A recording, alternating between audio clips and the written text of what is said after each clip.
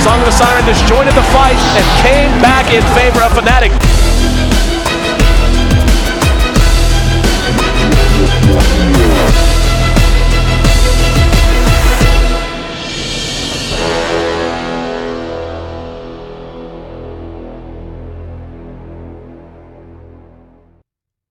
Greetings and welcome in, guys. So if you came here via some other source, you're probably surprised to see these two teams on the screen right now. And there's a reason for that. There was a very last-minute requested change from Ace. And honestly, we weren't even sure of it until leading right up to broadcast time. So instead of what we had originally planned to be C-Deck and IG tonight, it will be TongFu taking on DK in our first best of three of the evening. So the second best of three is still the same, LV versus LGD. And of course, we're still going to get to see C-Deck take on IG, just not tonight. So any apologies for confusion, etc. there. But of course, trying to work with these teams, work with Ace, etc. to make sure that scheduling woes are as lax as possible on every side sometimes creates these situations. So my apologies, but nonetheless should be a good match. And TongFu, man, they are still looking to find any kind of a win they can, while DK found a hell of a good win last night, getting the best of LGD and what can only be called an upset win. I'll tell you what, man, this DK squad has looked phenomenal for a long time now.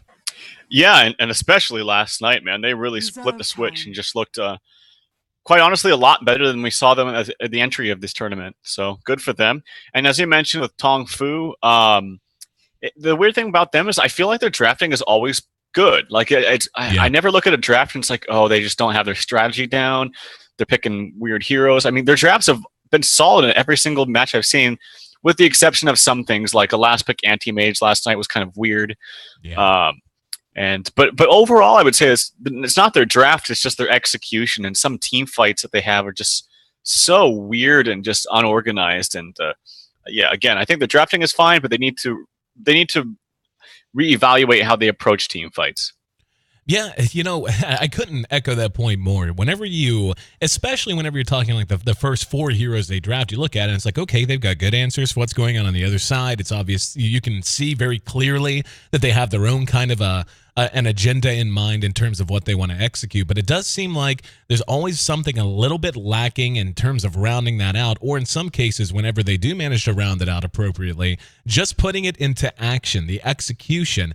Not necessarily during the laning phase either. I mean, how many times so far in D2L play have we seen TongFu in the lane phase take a lead? It's more in the transition from that. How do you react to pressure and rotations coming from the other side? How do you take control of the map on your own terms? How do you push? How do you decide when it's time to roll the dice and when it's time to sit back and farm? There does seem to be a little bit of flex in that. And unfortunately, it hurts them. They lose a lot of games because they just give away leads in the mid-game, or they just fall so hopelessly behind that even if they do play well down the stretch, it's not quite enough. And we actually saw that in action last night as well. But anyway, that's before. Let's see if they can change it up this time around. They've got Skywrath and Tide out early with the Slark to go with it. Really digging DK's draft right now, though. I love the Lycan with the Ogre Magi. I think that is an unbelievably powerful combo. Then you have the early initiation potential of a Bad Rider, makes ganking very easy. And in terms of a team that wants to try and hold at least one target, if not an entire team fight kind of clustered together, having a Witch Doctor there as well, just a big, big deal. Not to mention, man, you want to talk about being able to push really quickly, just Lycan and Witch Doctor together with Witch Doctor's heal and the Bloodlust from Ogre Magi. They can just push down a lane as 3 and melt towers and punish any kind of poor positioning play. Yeah, even without that, though, Lycan by himself is such a self-sufficient pusher that this is why he's still floating around the scene for most of the top teams. And CTY, just had so much farm on him last night. He was, I believe he was mid, actually, and had a medallion. And Vlad's up by like 9 minutes, went to do Roshan right after that, got 2 levels instantly from that. So fantastic play from CTY. And Batrider, you know, I don't think that DK will do it, but I've seen sorts of dual lanes happening in the offlane with Batrider in particular, with things like Batrider plus X, like where X could be Ogre, could be a Chikiro, could be an Abaddon, could be some other kind of tanky hero that can just help out the Batrider in the lane and just disrupt the offlane a little bit. Right. Again, I don't know if DK will do it, but it would be fun to see if Ogre wanted to go up there with Batrider. Even if they don't, though, Batrider's still a fine pickup. And once you get some Bloodlust on him, it's very easy to, drag people up back even further with Force Staff. And then also just coupling fire damage with both the Firefly and the Ignite for lots of DPS. Oh, yeah, and just to build on what you were saying, I actually really like situations like that, especially with a hero like a Bad Rider. Like, take your traditional off-lane heroes and then stick a support with them for a little while, especially a tanky support, a survivable support. Even though Witch Doctor's not tanky, his heal does allow him to stay in lane much easier than a lot of other heroes do. And what it does is guarantee, yes, the Bat in optimum situations will not be getting as much XP because he's splitting it, but it's much more safe, and you're allowed to play a little bit more riskily. You're allowed to try to actually get some CS instead of just trying to stay right at the edge of XP range most of the time. And then when the Bat wants to fall back and go into the jungle, you already have a hero there that is a support that's got 2 or 3 levels under his belt who can play a much more passive kind of a game and still get his own levels perhaps more reliably than if he's just running in a 4 or 5 position out of a defensive tri-lane. And there aren't too many heroes that work that way. I feel like Tidehunter actually does. I feel like Bad Rider does. But yeah, I think it's a wonderful plan and something they certainly should give some attention to if they're not anticipating a whole lot of aggression coming out of TongFu. Waiting on the 5th pickup now for Team DK. TongFu in the 4th position grabs the Invoker. I actually really would not mind seeing that Invoker go Quas Wex this game. The amount of control they would have in terms of Tornado EMP and then Ravage and then Skywrath being able to silence a hero for an extended duration. I feel like they could really do a lot in terms of just letting a Slark go ham in the middle of a team fight. Yeah, it could definitely work. It's okay against the Lycan. The thing is if you pop the Tornado EMP, he can still get his ulti off beforehand, and then the mana burn doesn't really do anything. And Cold Snap has obviously been nerfed, and it's not that great. I don't know. You can go both ways. I still think maybe counter initiation to Bat Rider could warrant wanting to go for the Quaswex and Invoker, which is fine. This last pick is going to tell a lot from DK whether they want to do a straight up tri-lane with Lycan or just throw him mid and pick. If they're going to throw him mid, which I think they are because CTY plays it mid, then I suspect this will be a ranged hero. Something like that can easily zone out a Tidehunter without too much help if Witch Doctor and Ogre want to roam around. So Viper's already banned out. Can't be Viper. Morphling would seem kind of weird because it's very farm dependent, so something in the middle. And I guess it's kind of like that, the core Jakiro.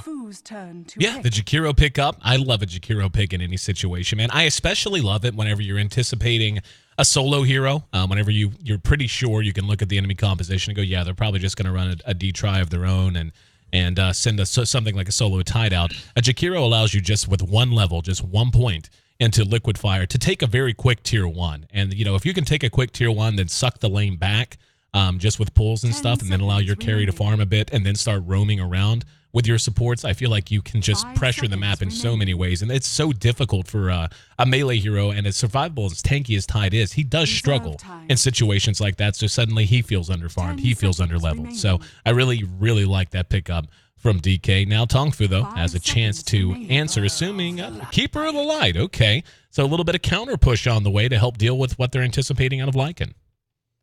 Yeah, kind of interesting. It was a nice ban finally by DK in the 5th position to ban out the Earthshaker. Would have coupled nicely with the Skywrath Mage and would have kind of disrupted up the initiation from Bat Rider. I think that's a really good thing for them to do. They don't want this Bat Rider's initiate to get screwed up. So for that instance, again, I do agree with you slightly with the Invoker being Quaswex, but I think the damage output with just a simple Sunstrike plus Tidehunter Ravage will blow up almost anybody. And I'm wondering if that will warrant the X-Word. I am curious to see which route he goes, but I could see cases for both. Just about to jump on in. Again, for those who are just tuning in and wondering where in the hell is CDEC and IG, we had a very, very recent request from Ace to shift the schedule around. And so, honestly, we were just as surprised as you were that these are the two teams we're leading off with. And but yeah, I mean, that's just part of the process, working with the Chinese teams, trying to coordinate with Ace. Sometimes they put in some requests, and we sent out a big document that had that was up for approval, and they had made a change to it that wasn't noticed and wasn't really reinforced until just tonight. So nonetheless, Team DK taking on TongFu. DK in a position with a win if they can net it here to put themselves in a wonderful position about halfway through their Eastern play schedule, while TongFu is about as down and out as it gets. They are getting down to the tail end of their schedule and still have yet to net a win, so they need to get something working now if they want to have any chance to scrape into our bubble race playoffs. There's going to be a well-placed Illuminate that got all 5. So DK trying to be aggressive and catch up with U9. Eats a nicely placed coddle blast to quote our. Oh, he's going to get him one more too. That's going to catch two more. Those supports are down to half health or less already. Wow, it was like over half damage. Wow. I had to. Over half damage on the Witch Doctor before creeps even come out, so yeah, pretty nice damage right there. It actually is a pretty big deal because they're pooling off some of their heroes. Like 2 of those tangos from Witch Doctor have already gone to the Lycan. He had to use 1 for himself. Now he's down to 1 and some change with the Clarity Potion. So Black Set is in a little bit of trouble. Nope, he'll be okay. He'll pop the early Firefly. And yeah, it's going to be like an offlane Invoker with at least Kabu starting out here to give him some help. And it's going to be a pooled Tide mid to go solo up against the Lycan. Yeah, I'm digging this. I really like it when a Tide Hunter gets a little bit more attention early on. I mean, how many times have we seen just the way a Tide Hunter goes in the first 5 to 8 minutes really dictate what a team can even hope to accomplish in the mid game? You know, if you have a Tide, I mean, hell, we saw that just yesterday. We saw Tide run out in the off lane, got so much golden experience, not so much gold, but was just way over level compared to what you would expect up against the tri lane. And suddenly he was just a force on the map and made the entire other side play completely defensive, and he just took the game over. Then in another game that night, we saw a Tide that was level 1 and about 5 minutes in who had nothing, and he could do nothing but play catch-up all game and never once really felt like the threat that you need a Tide Hunter to be, especially in the mid game. So these matchups, I'm digging them. I like what TongFu's bringing out right now. I want to see how this tri-lane's going to go for DK, though, and you know, opting not to go defensive makes tons of sense. If they can just get a couple of levels on the Jakiro and get themselves on this tower, the anti-push from LPC is going to be there, but they need to take advantage of the fact that he's going to be under-leveled, spending much of his time back away from the creep wave. Yeah, well, one of the good things at the very least is that Slark is very difficult to kill underneath the tower in your safe lane. Some good damage coming out, actually, from the Coddle, and it's going to push them back a little bit to prevent them from getting too aggressive and diving a tower, so as long as they're able to stabilize, I think this will actually benefit TongFu so long that the Invoker is free farming and the Batrider is not really getting too much. But that's not the case so far, as it's kind of even in this bottom lane. So I'd like to see maybe a rotation around the time the rune spawn from both the supports of TongFu, and just to secure those at the very least. But this mid matchup is quite interesting. Tide is specifically put here because it's a melee hero in the mid, being the Lycan.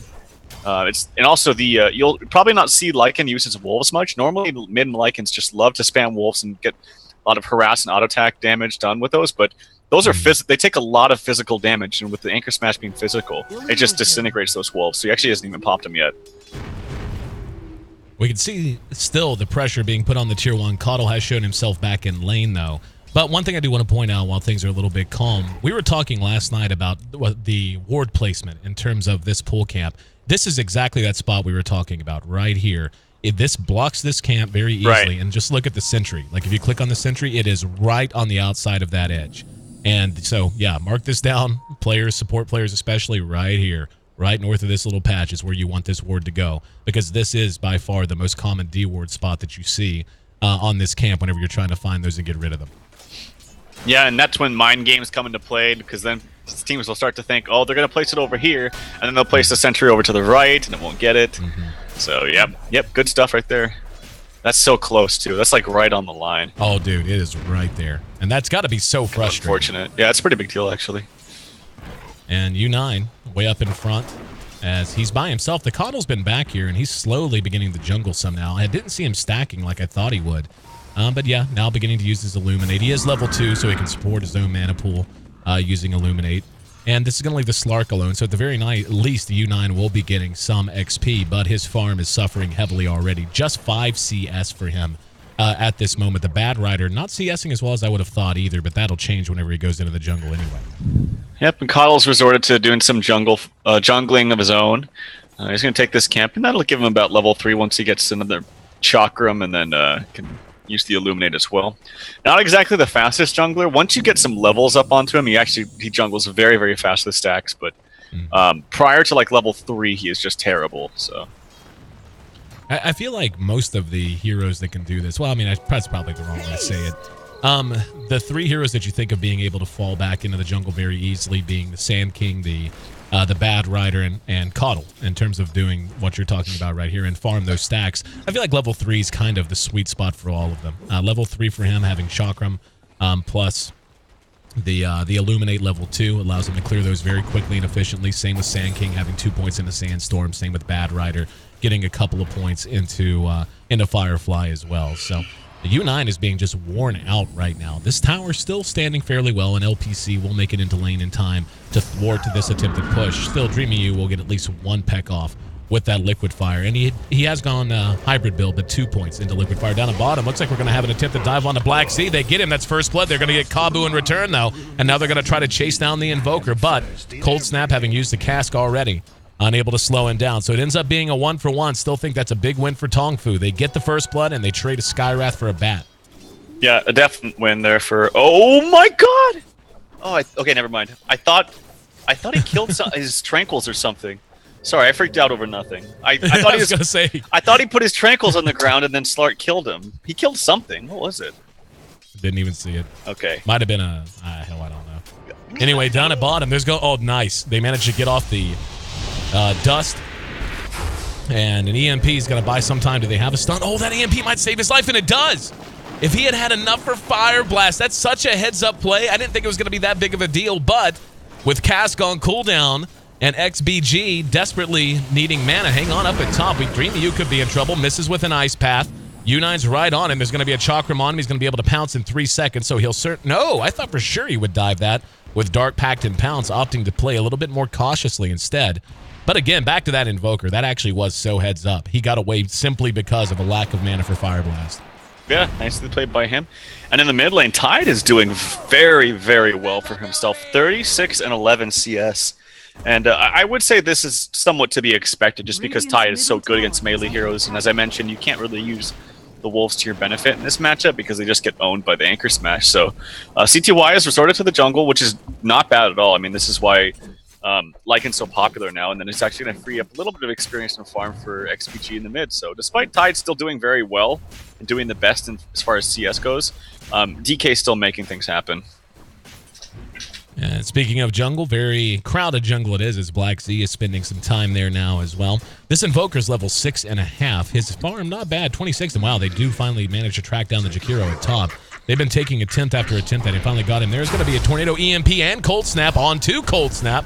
One more auto attack might be enough. He needs one more, got him. So that's going to be a very nice 1-on-2 kill for this Invoker, and they're going to have to account for him at some point. He's starting to get out of control. He did end up going full Quas Wex so far, by the way. They can kill him again, too. Next Cold Snap in 2 seconds. If he comes up, yep, he's dead. Yep, Skywrath right there with him. And two more auto attacks. No, he actually uses the wand charge. It's still not going to matter. They're going to get him.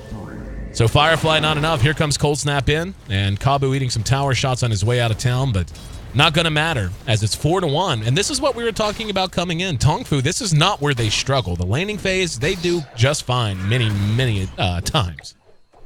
I'm kind of wondering why they decided to go aggro and just not do the standard, let my Jakiro get free, like 7-minute Yules, push the tower, do some stacks, and then let Bat Rider fall into the jungle afterwards. Oh, action bottom.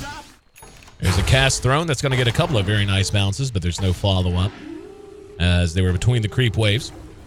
But, yeah, speaking of the Jakiro, he just pinged level 5, and that 5th point does end up going into Liquid Fire. CTY grabs himself a bounty rune. That's an illusion up at top. But, yeah, now they're going to engage on the Black Sea up at top. U9 catches him with a pounce. Firefly should be enough to get him out of trouble. And U9's eating a fair amount of damage right here. Illuminate off the mark, and he's still continuing to play very far forward. U9, in the meantime, is trying to catch up desperately. We saw how bad that top lane was going for him in the beginning. He's still just at 21 CS. Yeah, it's just not too bad. I feel like his items look a little bit more impressive, to be honest, than the Jakiro's, and that's because Jakiro's was under some pressure. Has something on the courier flying out to him, I think.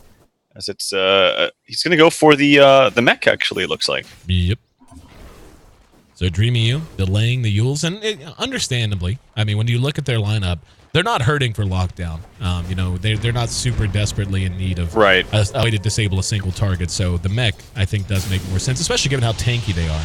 Tornado EMP going to be on the Cold Snap. There's a concussive shot on the Dreamy U, and Ice Path there. They're going to try to come in from behind. Kabu gets caught with a multicast, and he's going to end up dropping because of it. Now turning it around, but XBG, not that appetizing of a target. Again, just very tanky, even at these early levels for a support.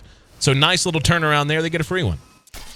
Yeah, this damage over time is really strong from DK. Like I mentioned with Firefly, the Ignite, which he is maxing too. I've seen most Eastern players do this, maxing the Ignite. I think I see most players do this, actually. Mech finished, actually, for the Tide. And speaking of what Eastern players love to do is the mech first before anything on Tide. He doesn't even have Arcanes, doesn't have his Blink. He just wants to get the mech. And I think it's just because it synergizes quite well with your second spell, the Kraken Shield. It makes you very, very tanky. You can afford to stay in the front lines, and you cannot really get shut down. Like, even if they burst you down, with any kind of stuns, they will get released, and you can always get that mech off. Yep. Midas done on the Invoker. And with the Invoker going Quas-Wex as well, lining up a nice multi-target Ravage is not going to be nearly as difficult. You know, being able to catch 2 or 3 targets and let the Tide waddle in behind it makes hitting those Ravages much easier even without a Blink. I feel like this is a very even matchup, and U9's getting a lot more space than I think he's deserving. DK needs to pay some attention to him, or he will be a much bigger threat. Dreamy U takes some damage, but they're not going to engage out onto him. Both teams playing this a little bit passively now. That cold snap damage is so pitiful now. I feel like it does nothing. I know that Jakiro is really tanky, and he actually has 11 armor right now. But yeah, after that nerf, I just feel like it doesn't do anything. There's a Sentry Ward being dewarded, and it's actually a Midas coming out for CTY. Standard stuff for him, as he loves to get his Midas, and I'm right there with him. XPG going to be dead at top. As Tide, maybe. Let's see. He's got a Dark Pact. Yeah, he's got a Shadow Dance, surely. No TP coming in. Dark Pact, a couple of auto attacks, and a Gush. So the Tide ends up taking the kill there. But yeah, Tide found an Invis and just looped around and got the job done. Moving up that way now is CTY, who is near the top of the CS board, sitting at 63 now. And yeah, what does he have? Yeah, like you said, getting the Midas up early. Coddle blasting in mid. Wolves take pretty much no damage from any kind of magic damage, so that Coddle Blast, despite it being level 3, the Illuminate, doesn't really do anything to the Wolves, and that's one of the reasons why Lycan's so popular. Just can do his thing. Only damage coming out is physical, and that's from the Tidehunter, which was a good counter pick. But yeah, now it has his Arcanes. Tidehunter is doing quite well so far. Yeah, and I worry for DK if they don't take a fight sometime soon and slow this Tide down. I mean, CTY is coming online. He now is atop the overall last hit board, but in terms of, yeah, actually he's on top of net worth. I would have thought he would have been a little behind the Tide there. Not a ton, but some. But yeah, this Tidehunter is, with his mech up, he's going to be making a lot of progress with one good win towards a Blink. And at that point, hang on at bottom. They're going to track down Dreamy U. I'll tell you what, man, this Invoker player has just been cleaning house. Now Blacksy's going to get eyes on him. Cold Snap is there to help, and a Haste Rune certainly doesn't hurt his chances either. They're going to go ahead and dust him to be safe and spin the ultimate too, just to make sure the kill does take place. In mid, looks like TongFu wants to make something happen. Oh, CTY just walked right into it. They were smoked behind him. Ravage is going to be spent. That was in the middle of his ulti and can't even get out. That was about as well executed as they could have asked for, as they caught him just as he was trying to change into his ultimate form and hit him with a Mystic Flare after the Ravage. Don't know that they'll get the tower, but they certainly got the target. Yeah, very nice kill, and there's a Batrider with the Blink, so pretty good timing, all things considered. Coddle is summoning someone, and it's the Slark, actually, who might be going for Midas. And look at how tanky this Tide feels he is. Just not really taking too much damage. Oh, wow, a little bit of a miscommunication. U9's trapped. He can't go anywhere. That's really unfortunate. LPC used his blinding light and ended up blowing all the targets out of his path. EMP's going to go down. U9 is still trapped. Now finally he comes out, finds himself Cold Snap. Ice Path goes down, but the tower's dropped already. XBG in a lot of trouble as TongFu is just running them over. There's a tornado. And they secure yet another kill, now tripling up DK. Yeah, that was just a really bizarre sequence. Slark tried to jump, and then there was the blinding light, so he didn't hit the target he was point blank on top of him. Because of it, he wound up in the trees and couldn't move. Yeah, it's not very often you see an offlane dual lane Invoker with farm priority who's going Midas and Quas-Wex just take over a game. Like, yeah. You don't ever normally see this. I don't know, because it's, and forgive me, I think he was playing the Anti-Mage last night as well, and he seemed to be, at least in my opinion, their kind of standout player, and he's showing that this game as well. He's performing very nicely and hitting all his spells, being at the right place at the right time. Ton of farm coming his way. As I mentioned, he has the Midas and an Oblivion Staff, so going towards that Orchids, he'll have that if he keeps this up another 2 minutes. I really like the choice of an Orchids here. His ability, I mean, they have a team that can roam around and just blow heroes up to begin with, but now being able to take away some of the initiation potential thing, get a good silence onto a primary target, I just dig it. Tell you what, CTY digs Roshan as he's down in the pit right now, and they're right beside him and don't know it. Ravage is still down. There's going to be a lasso that's going to catch the Invoker. Ice Path is going to be there as well. Macro Pyre down. Let's see if they can follow it up. CTY takes the Aegis in the meantime. He'll be rushing over as soon as he possibly can. No one down on either side as of right now. Tide trying to lead with the chin, but here comes CTY going right to work. An immediate Ghost Walk will get the Invoker back to safety. But DK, oh, now they're going to turn around. U9 eats a lot of damage. There's an Ice Path, and Shadow Dance keeps him alive. There's the ultimate from the Witch Doctor, but not enough damage to bring anyone down again. There was a cask thrown out at the end, too. They got a few good bounces, but tell you what, about every ability in the game was spent right there, and not a single person dropped. They are continuing to try to pressure this. Here come the Wolves back up forward. We're going to see Dreamy engaged upon. Now Ravage is going to go off. That's going to end up getting 2 of them. Should be 2 sure kills because of that. U9 there to help clean up house. There's going to be the mech from the Jakiro. Try to keep Cold Snap alive, at least buy some time. Finds himself over in the trees. Doesn't matter. At least bought time for the rest of his team to retreat as CTY is TPing away entirely. And Ice Path buying some more time. They're still charging, though. There's going to be a gush on the Black Sea, and beautiful usage of the Mystic Flare. Times up with U9's pounce. And TongFu could make this an ultra kill for U9 if he comes down in the right way. And it is. Give U9 an ultra kill on the Slark. And TongFu just running flat out routing Team DK right now. Very questionable stuff here, actually, from DK. Like, they already expended everything pretty much in their arsenal. Lycan ulti form was down. They already used the Bat Lasso. Those are like their only big cooldowns. And those were down. And they had everything on TongFu. They had the Tide Ravage. They had mech ready. They had, like, Invoker was in decent fighting shape because of the consumables and just the mech aura and everything. And it was just a weird time to fight. And then the weirdest part about it is that after CTY left TP out, like Black Zed and the TH and Jakiro could have just walked away, but they were like just flirting with death and just kept popping back and forth. And there was no reason they should have died there at the end. In the meantime, there's a Shadow Blade done on the Slark, so U9 more than caught up. In fact, he now tops net worth along with his Invoker. Lycan runs right past him and is going to continue to... Nope, never mind. It's going to TP out. But I really like the way TongFu's looking right now. And DK thinking the opposite as they want to smoke using 3. Going to be Cold Snap, Black Z, and XBG. Moving to try to find someone to kill. Tide could make an appetizing target. He is moving around with the speed of a haste rune right now. And a little indecisiveness. I thought they were going to go ahead and loop around. Now heading back towards mid. And unfortunately for them, there's nobody home. Jakiro still gets the last hit for the tower. He is booking it, though, as U9. He was looking for him, but they had actually had a sentry down. So his his Shadow Blade has now been revealed. He got a Midas in between all of that, too. I didn't even notice that, but yeah, he has that. So his farming potential is showing how he's now top of the net worth. And Tide is not going to go for a blink, it looks like. I think he just wants to get either an Atos or just tank up with a heart. Either works, I guess, but yeah, interesting stuff. They really don't like their blink on Tide in the Chinese scene. No. Well, they just don't see the need for it, I don't think, whenever, again, you have so many ways to go ahead and start a fight. What? Oh, it was funny. He was stacking the Ancients there, Coddle, and then Tide was just like, no. He just ran back and screwed it up. And then he acted like he wanted to stack him, and then he's like, I screwed it up. Oh, whatever. Anchor smash, it's fine. Right now, TongFu setting the pace of the game. Feel like DK needs to get something working. CTY on that Lycan. I mean, he's still top 3 in net worth, and basically the top 3 are all right on top of each other with Tide. Only about 500 gold behind that top triumvirate. But I feel like all the momentum's with TongFu, and I actually think I like TongFu scaling late better than I like DK. I feel like TongFu's got so much control. I think they have a good mix of magic and physical damage.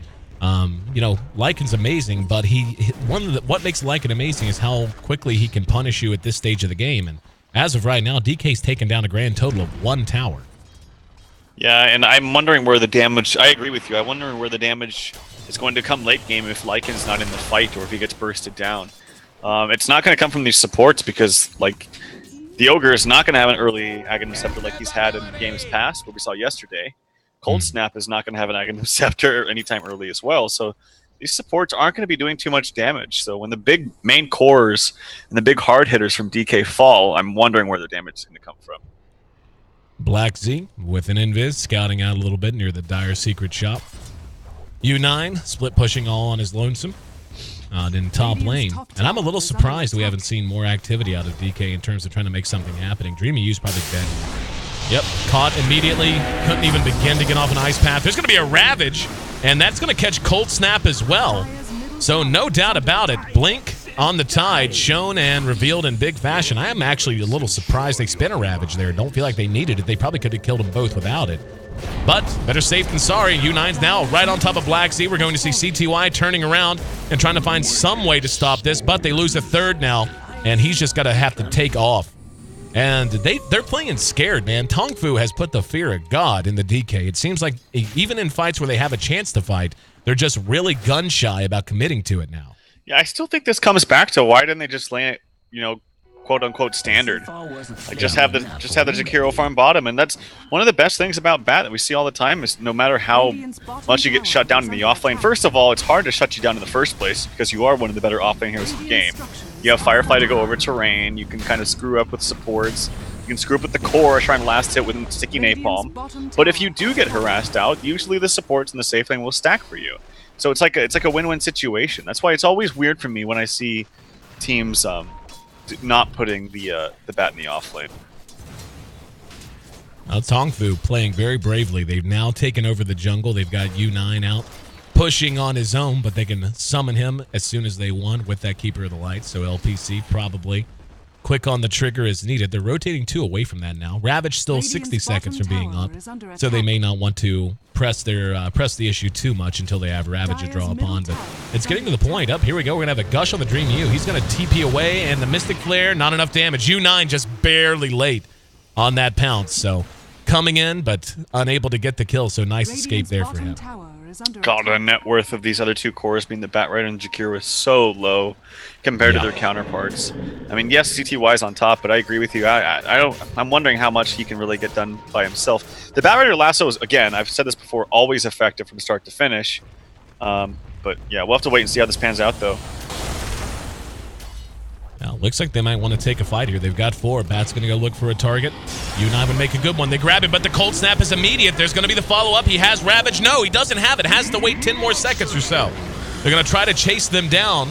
1 loss for DK, and everyone's still alive for TongFu. And U9 going to catch XBG easily. Yep, wasted TP scroll there. Should have just hung on to it. But this is getting out of hand. Like, I don't know how they can fight anymore. And that was with Ravage down. That was with initiation onto U9, who was relatively low to begin with. Shadow Dance and a Shadow Blade just makes him so hard to reliably track down. And now TongFu even has a gem, so they're going to be able to put DK in the dark. I just don't know what they do. I think this one more lost fight now that Lycan has his BKB. If they lose him and they lose another big fight, the game's probably over. Jakiro, he's dead as well. So it's home too many deaths, man. It's 3-19 in favor of TongFu, and this is a DK squad that looked fantastic yesterday. They did. And they were playing up against, it was LGD, correct? And yep. They just, it was very crisp. They just handled him. Yeah, they did. But this game is a completely different story, and I want to say a lot of it comes back to the draft, but I don't think the draft is, quite honestly, all that bad. I think maybe the lanes were kind of weird, and yes, they are on somewhat of a timer, being that their hardest core is Lycan, and that's it. But I still think the draft was fine. I think they're just getting outplayed. Like, that bottom lane, Invoker got too much. Tide got way too much in mid, uncontested. And as a result, this is what happened. I think about the time a Basher's done on U9 is the time that the Lycan is going to stop feeling like he can do anything. I mean, we were just watching in bottom lane. U9 went toe-to-toe with him. The Lycan could do nothing. Granted, he hung on to his BKB as he should have. But still, looks like he wants a Scotty first. He's already got up 1 ultimate orb and has more than enough for a second with 2,800 gold if he wants to. He may just engage here with this Skywrath. Like, they're going to go on CTY, I think. Yep, going right to town on him. The custom shot to follow it. They're going to try to turn this around. Multicast and an Ice Path now. The lasso on the U9. There's the Ravage, though. Still not enough to save his teammate, but they're going to try to get the damage done through it. And TongFu maybe being a little too aggressive that time. Kabu's going to be caught from behind, hit with a Fire Blast. And he may have a chance to get away here. No, U9's back up. And just going to go right on back in, going to work right on Black Z. They managed to bring him down. In the meantime, the Invoker's sitting along the outside. He has a deafening blast. He will go ahead and use it. U9 now on top of Cold Snap. There's a gush coming in from the side as well. And look at how aggressive Tide is playing. There's a silence on the Dreamy U, and there's not a whole lot they can do about it. In the meantime, a very low U9 still pursuing out. XBG finally decides to get out of the fight. There's an Ice Path very well shot, but avoided by TongFu. And when all said and done, they trade 2 for 4. And U9 with 2,100 gold, I'm going to guess he had to have bought back there. Yep. Yeah, he definitely did. But I don't know. Like, right there is about as well as that could have gone for DK, and they still got run over. It actually looked like it was going to be really bad for TongFu because the overlapping of the Ravage happened with the Tornado from the Invoker. So as he ravaged, the Invoker's Tornado came out and kind of stopped some damage coming out, but CTY got actually way too aggressive afterwards. He still has BKB up, thought he was invulnerable, but his HP was very, very low, and simply a couple auto attacks from Invoker. One final really long range one actually got the kill onto him, and I don't think he was ready for that. We're 25 minutes in. TongFu leads 23-5, and the gold graph tells us it's just as lopsided as it looks. 14,000 gold in favor of TongFu now, 15,000 experience. And, you know, we can talk about core items. We can talk about important things coming out on everyone. CTY, I feel like they just have so many ways to deal with him. And this is one of those times where, you know, we don't talk about it a lot, but the value of Blinding Light is actually kind of huge. And the ability for, I mean, like, where's their damage again after Lycan's BKB expires? Like, they just don't have it. And he can only do so much on his own. There's going to be a lasso that grabs the Invoker. They're not going to get him to the high ground, though.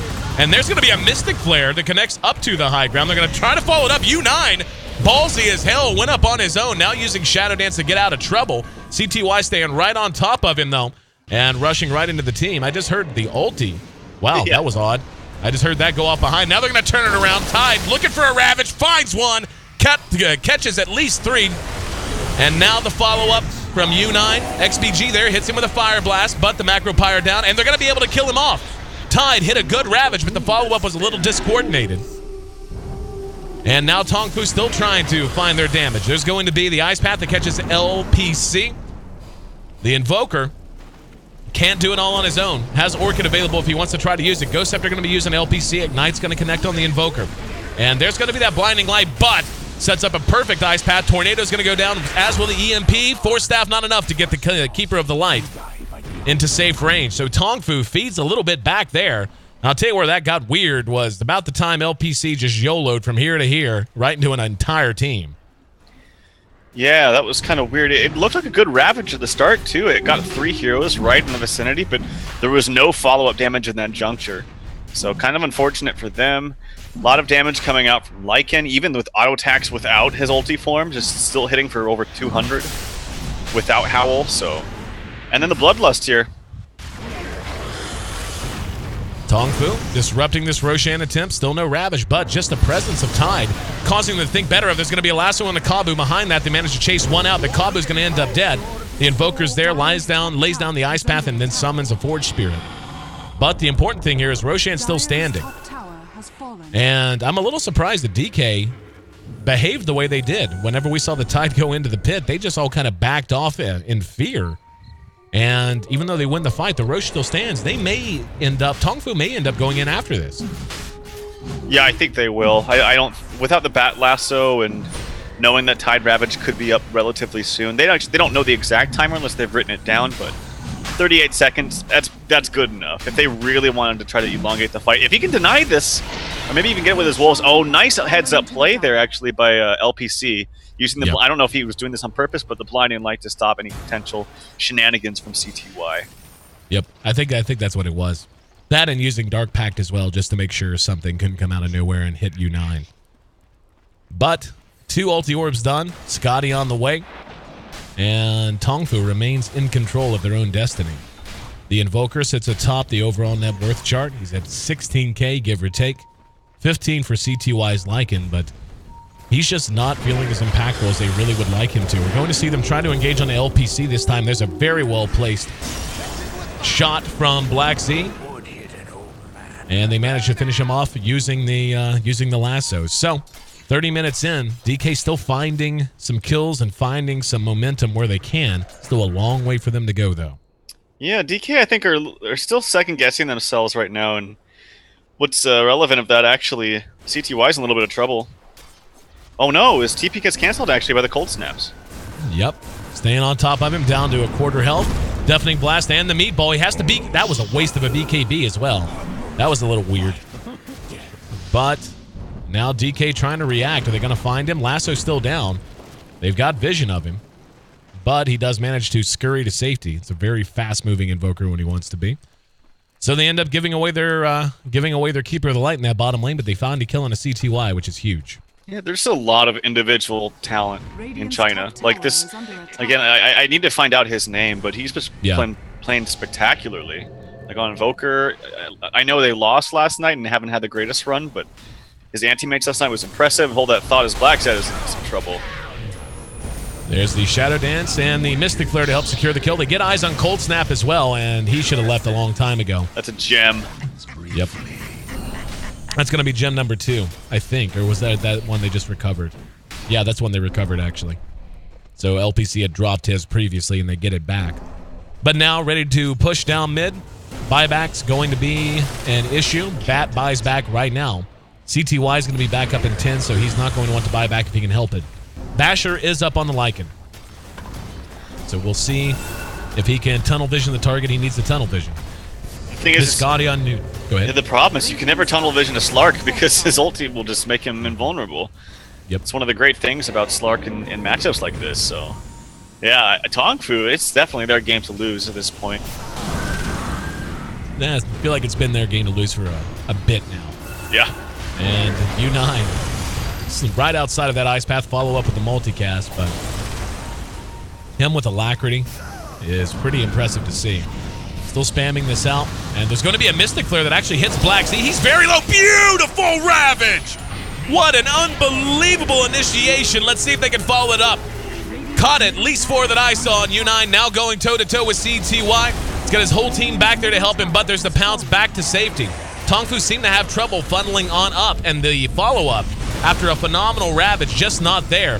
The Bat's down for the count as he had bought back. Can they get Dreamy U? Perhaps, and they're definitely going to get Cold Snap as U9 helps clean house a bit. And now XBG next on the list. He's down. CTY still up, but not a whole lot he can really contribute. 30 seconds until his BKB is ready, and that's 30 seconds too long. As they're going to lose at least 1 set of racks, they could rotate the top and take 2, I think. I don't know there's any way they could stop them. Can't go here unless they want to go to the tier 2. And yeah, looks like they just realized that. Reverse course, yeah. Now they're going to walk up to the tier 3 top lane. Yeah, I imagine that TongFu actually takes this. And I think this is a really good boost for their mentality as well. Like, has to be. Not even just like kind of skipping by in a win, like completely dominating and dominating in game 1 of all games too, like right out of the gates. So that's very, very good for them. Not over just yet though, as Batrider's initiating. There's going to be a blinding light to follow it. Black Z, fresh up. There's going to be the ulti coming out from the Witch Doctor. CTY going to work. U9 still has an Aegis, and I think he's just going to fight it out and hope he dies here. He's surrounded by the enemy team. There's an Ice Path. He does manage a Dark Pack through it. And, yep, CTY is very low. He's going to be... Oh, nope, he's just going to drop. Just going to drop. And U9 still has not died, BT Dubs. Still sitting on that Aegis. Pounces, misses, doesn't matter. Now he's going to be coming back up with a Vengeance. Here's that Tornado. And very nice multicast, almost kills off the Invoker. Cold Snap dies to a Mystic Flare in the meantime. TongFu resetting a little bit. And it's going to be soon, yeah, I was going to say like 30, 40 seconds for Ravage, but it's not going to matter as GG is called. And TongFu finally gets themselves a nice win here in D2L play. It's not the first game they've won, but this very easily could be their first step to finally getting a notch in the win column, which they have desperately needed for a week now. Absolutely, and like I mentioned, just the fact that it's the first game right out of the gates, and this is against a team that pretty much dominated LGD, who was one of the powerhouses coming into D2L to begin with. So, 2 big things. First of all, again, their draft was just sound. I thought the offlane Invoker thing was a little bit weird, but they proved that was perfectly fine and okay for them. And having capable players playing, namely the Invoker and the Tide, they really took over the game. U9 dealt with his hard lane in a nice way. didn't feed For really. sure. 14-2 and 14-2-9 to finish things off for him. But really, it was the Invoker, man. That guy just dominated. Tidehunter had some very explosive ravages and much better team fighting all around from TongFu. Yeah, that Tide didn't die a single time all match. Finishes up 2-0 and 19, 12-1 on the Invoker for TongFu, 14-2 on U9. And just really solid play across the board. For DK, they just look like a different team, man. Yesterday, they looked so solid, so crisp, so oiled against LGD, and now in Pooptown taking on TongFu, a team that has yet to get a win in D2L play. They come out just flat as can be. So they're going to have to get it together in a hurry, else they find themselves down one extra notch in their own loss column. I'm your host, Aaron AC Chambers. Thanks for being a part of the broadcast. Guys, again, sorry for the confusion I'm sure still exists in terms of why this match is on instead of CDEC versus IG. But working with Ace, sometimes you get schedule change requests, and we certainly want to work with these teams and these organizations as much as we can. So, still yet, TongFu versus DK. Fun game one. Looks to be a fun series. We'll see if DK can get back on track or if TongFu's finally going to make it a clean sweep for themselves. We're going to be down for about 5 minutes, give or take 5 or 10 in between matches. Highly recommend, if you're in the market for some new ear gear, that you bounce yourself to kingston.com/D2LS5. Phenomenal deal going on for the next, actually, I'm not sure. I want to say it's only another 12 hours, give or take, something like that. On the Cloud headset. It's the most comfortable headset you've ever worn, really and truly. It's the one I use at home. It's the one Trout has on right now at his house, and it's well worth your money, especially with 30% off, down from $99.99 to $69.99. If you head to kingston.com/D2LS5, you can find a couple of buttons there that'll show you how you can purchase the headset at that price from your choice of vendor, be it Amazon or Newegg. Again, this is the HyperX D2L. We'll be right back with DK versus TongFu Game 2 next. Stick with us.